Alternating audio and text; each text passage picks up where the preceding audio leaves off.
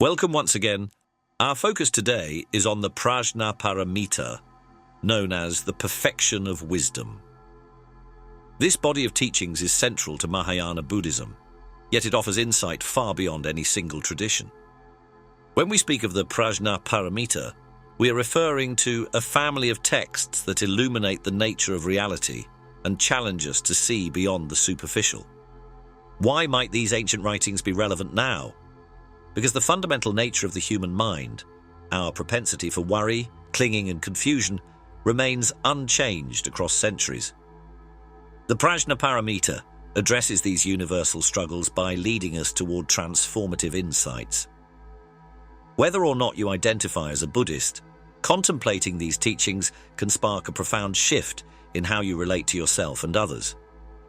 Many Mahayana practitioners refer to Prajnaparamita as the mother of all Buddhas, indicating that this wisdom is what births enlightenment.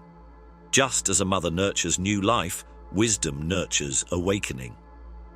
This maternal metaphor reminds us that Prajnaparamita isn't dry philosophy, but a fertile ground for blossoming compassion and insight.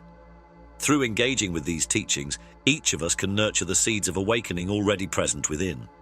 Imagine gazing into a still, clear lake. The surface is like a mirror, reflecting the vast sky and surrounding trees. Yet when you peer beneath, you discover unseen depths teeming with life. What if our usual way of seeing reality is analogous to looking only at the water's surface, accepting reflections at face value, while missing the living essence beneath?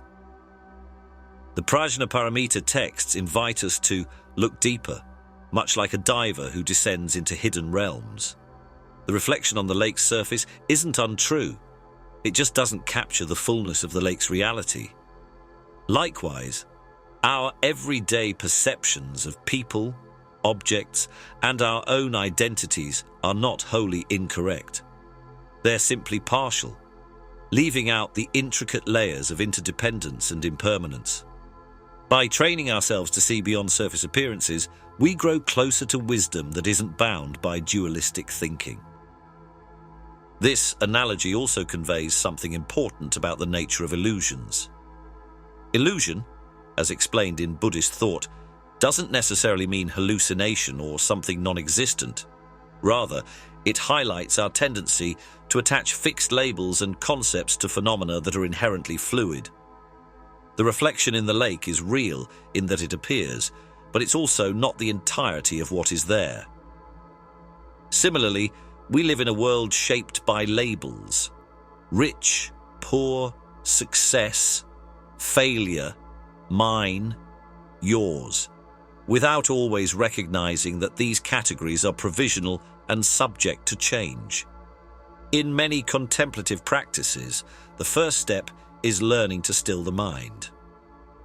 When the waters of consciousness are agitated by worries, self-judgments, or external distractions, it's difficult to see anything clearly. Through meditation or mindful living, the mind's surface can become calmer, revealing both the reflections of life's appearances and the depths beneath. This balanced view allows us to navigate daily challenges with greater peace and flexibility. The term Prajnaparamita literally means perfection of wisdom. On one level, wisdom can be understood as discernment that sees beyond superficial distinctions. On another level, it transcends ordinary cognition altogether, venturing into insight that dissolves dualities like self and other, or subject and object. This is why traditional texts underscore that Prajnaparamita is an experiential understanding, something lived and felt, not merely reasoned out. Within the Mahayana tradition, two central texts encapsulating Prajnaparamita teachings are the Heart Sutra and the Diamond Sutra. Both emphasize emptiness, shunyata, as the ultimate nature of all phenomena, simultaneously highlighting the interdependent nature of reality. Rather than presenting emptiness as a philosophical abstraction, these sutras guide practitioners to see it in lived experience. For example, reading about no inherent self is one thing, directly recognizing how your sense of I shifts from moment to moment and how it arises in relation to the world around you, is something else entirely. The Heart Sutra and the Diamond Sutra differ in style and length, but share a common aim: to dismantle rigid concepts and help us perceive how interconnected everything is. The Heart Sutra is succinct, often chanted daily in temples containing lines so powerful they've guided centuries of meditators. The Diamond Sutra takes a dialogical form, asking challenging questions about how a bodhisattva should interact with the world. In both, the reader is left with an invitation to step beyond the limitations of fixed perspectives. Within the Heart Sutra lies a famous mantra: Gate, Gate, Paragate, Parasamgate, Bodhi Svaha. Translated, it conveys gone, gone, gone beyond, gone completely beyond, enlightenment, hail. Practitioners often recite this phrase as a distillation of the entire path toward awakening. Reciting mantras engages the body, speech, and mind. The repeated syllables can calm mental chatter, creating a space where insight can arise naturally. Each step of the mantra hints at a progressive letting go. We move from ordinary ways of understanding, gone, through deeper thresholds, gone beyond, until we reach a dimension that no longer clings to dualistic notions. The final exclamation celebrates the realization of awakening, a moment when emptiness and interdependence are not just words but a living reality. Chanting this mantra can also serve as a reminder during difficult times. When life feels overwhelming or we're caught in a swirl of anxiety, silently intoning Gate, Gate, Paragate, Parasamgate, Bodhi Svaha can bring us back to the present moment. It is a way of saying, let me go beyond these illusions, these limiting beliefs, and remember the true nature of things. Over time, this practice can become a protective amulet for the mind, creating a mental habit of returning to clarity and openness. At the heart of Prajnaparamita teachings lies emptiness, shunyata. Despite the word emptiness, this concept doesn't imply a barren void or annihilation. Instead, it emphasizes the absence of intrinsic independent existence in all phenomena. From a flower blooming in the yard to a passing thought in the mind, nothing stands alone. Everything co-arises from myriad conditions. One classic example is a flower. We often imagine a flower as an independent object. However, the flower arises from seeds, soil, water, sunlight, pollinators, and more. If we took away any of these contributing factors, the flower, as we know it, wouldn't exist. Even our own perception plays a role. Flower is a label assigned by the human mind, based on shared linguistic and cultural understandings. Recognizing this is not a denial that the flower appears before us. It's an invitation to see beyond the label to the endless web of interconnected causes. Emptiness also applies to the self. Buddhism describes the human personality in terms of 5 aggregates: form, feeling, perception, mental formations, and consciousness. We may feel there is a stable I behind these, but careful investigation shows constant change. Over time, emotions, body, and thoughts shift in ways both subtle and profound. By seeing ourselves as processes rather than solid entities, we can loosen the grip of anxiety and fear that often stems from clinging to a rigid identity. Beyond philosophical speculation, emptiness has real-world implications. When we understand that no aspect of life is self-sufficient, we become more humble and compassionate. We see that our personal achievements owe much to social cooperation, family support, and societal resources. Conversely, we realize that suffering anywhere can have ripple effects everywhere. This perspective motivates us to act kindly and responsibly in all spheres of life. Emptiness, as profound as it sounds, serves a remarkably practical function. Think of how many personal and societal problems arise from fixation. We cling to possessions out of greed or fear. We latch onto certain beliefs about ourselves or others. We hold grudges over past events.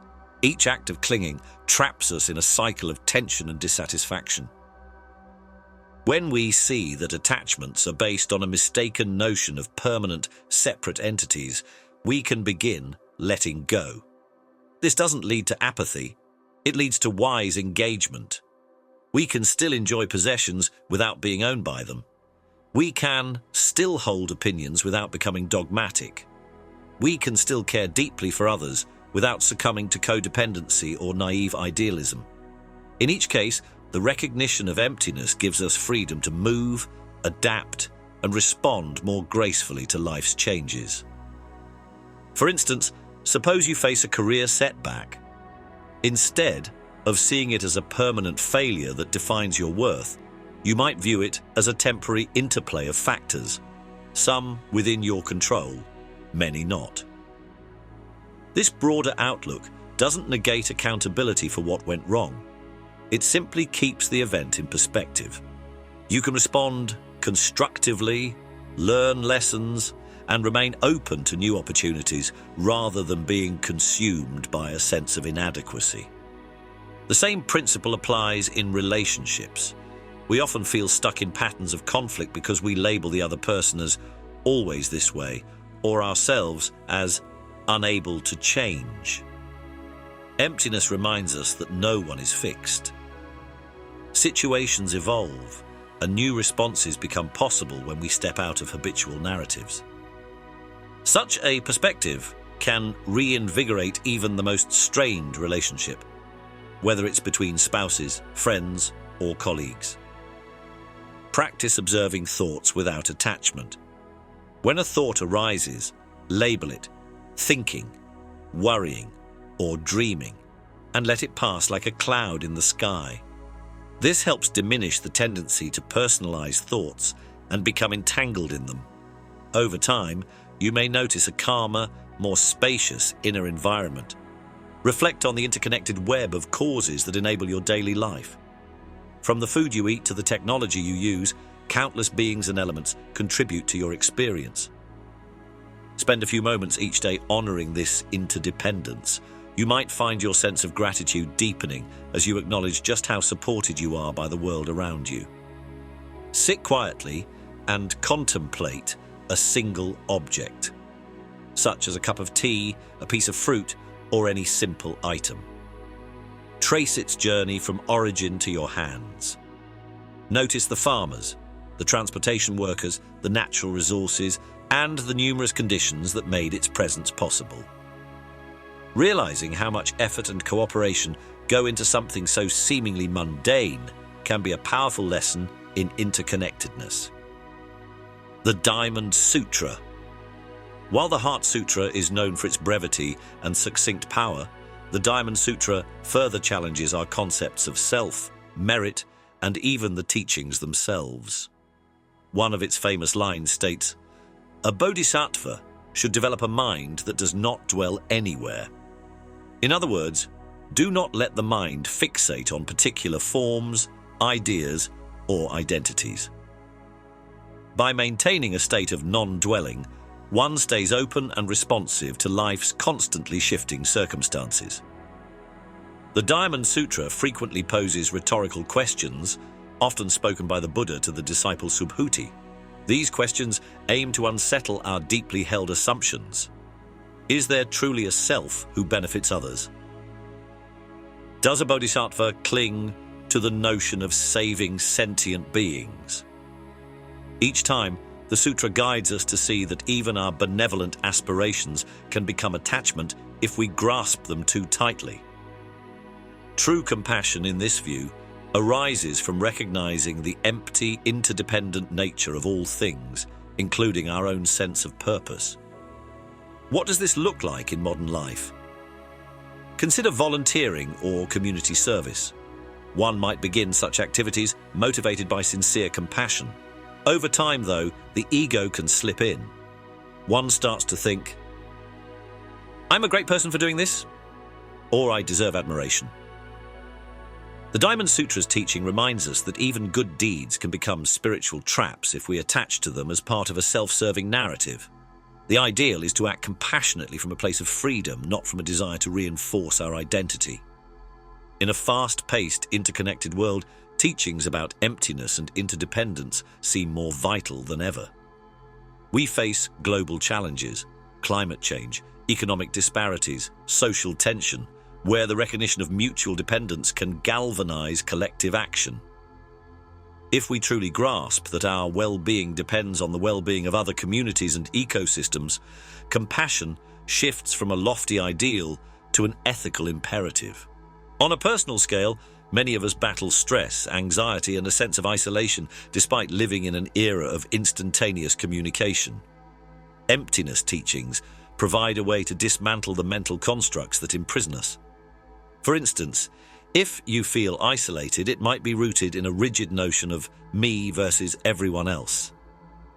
By contemplating interdependence, you see how deeply woven you are into the social and natural fabric of life. This realization can ease loneliness and inspire more proactive engagement with others. Emptiness can also help us navigate information overload. With social media and news feeds, we're bombarded by opinions, facts, and misinformation. The practice of not dwelling anywhere, like the Diamond Sutra suggests, encourages a certain spaciousness and discernment. We can engage with information without being consumed by it, remaining flexible and open rather than fixated on any single narrative. In workplaces, relationships, and personal pursuits, these teachings can foster emotional intelligence. When we don't cling to a narrow identity or outcome, we're better equipped to collaborate, innovate, and adapt. In an era where everything seems to shift at lightning speed, the capacity to remain centered and unbound by rigid constructs is an invaluable asset. Before concluding, consider how recognizing interdependence might inspire a simple act of kindness today. Perhaps you'll offer a helping hand to a co-worker, be more patient with a family member, or extend generosity to someone in need. Even something as small as a sincere smile or a kind word can initiate a positive ripple in the shared web we inhabit. Such reflections aren't mere platitudes. In Buddhism, intention and action are both powerful forces. By consciously choosing to act with compassion, you align yourself with the deeper currents of interconnection. Over time, small acts accumulate into a more compassionate life, which in turn benefits those around you. Community and society can gradually transform when enough individuals recognize and live according to the reality of interdependence. The journey through Prajnaparamita is not about reaching a final destination. These teachings emphasize the path itself, a continuous, unfolding process of discovering deeper truths about ourselves and our world. As you walk this path, illusions fall away, replaced by a sense of freedom. This freedom isn't escapism, but a direct result of seeing reality more clearly, recognizing its impermanence, emptiness, and interconnectedness. Far from making us passive, such realizations can make us more engaged. Free from certain self-imposed constraints, we can respond to challenges with creativity, courage, and empathy. Life's inevitable ups and downs become part of a broader tapestry rather than overwhelming crises of identity. Spiritual growth becomes less about chasing an elusive, enlightened state and more about embodying wisdom and compassion in the everyday moments of life. A favorite metaphor in Buddhism describes wisdom and compassion as two wings of a bird. Without one, you cannot fly. Emptiness fosters wisdom. Interdependence nurtures compassion. Together, they allow us to move through the world gracefully, lifting ourselves and others toward greater well-being. Prajnaparamita isn't a distant ideal, but a living current of insight available whenever we open to it. Thank you for joining this exploration of the perfection of wisdom. May the insights and practices shared here inspire you to approach each day with greater peace, understanding, and intention. Although this text offers an expansive dive into Prajnaparamita, there is always more to discover through further study, meditation, and direct experience. Above all, remember that these teachings are meant to be lived. The transformation lies not just in intellectual comprehension, but in integrating emptiness, interdependence, and compassion into the very fabric of your being. May your path be illuminated by the radiant clarity of the perfection of wisdom, and may each step bring greater freedom and goodwill to you and all beings.